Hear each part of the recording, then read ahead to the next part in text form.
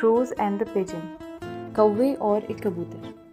A huge flock of crows became a great nuisance to a farmer.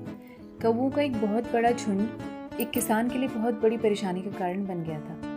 The crows would swoop down on his cornfield and destroy the crop. ये कौवे उसके खेत में उगे हुए मक्कों के पास जाते और पूरी फसल को उजाड़ देते थे. The angry farmer decided to get rid of them. इस गुस्से से भरे हुए किसान ने सोचा कि मैं इनसे छुटकारा पा लूं. One day he spread a net in his field. तो एक दिन उसने अपने खेत में जाल बिछा दिया. Then he scattered some grain on it. और उसने अपने खेत में कुछ अनाज के दाने छिड़क दिए. The crows saw the grain.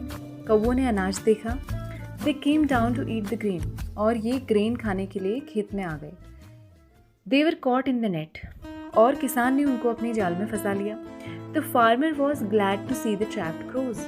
और ये किसान इन कौवों को जाल में फंसा देखकर बहुत ज़्यादा खुश हुआ. He said, उसने कहा, You robbers, now you will meet the end you deserve. कि तुम रॉबर्स हो, तुम मेरे अनाज की चोरी करते हो. Now you will meet the end you deserve. अब तुम अपने उस अंत को जिसको तुम डिजर्व करते हो, जिसके तुम योग्य हो, उस परिणाम को तुम पाओगे. Just then he was surprised to hear a pitiful sound of cooing. लेकिन तभी उसे अचानक से कबूतर की आवाज़ आती है. So he looked carefully and found a pigeon among the crows. तो उसने बहुत ध्यान से देखा और कौवों के बीच में कबूतर को पाया. The farmer said to the pigeon, How come you are in this gang?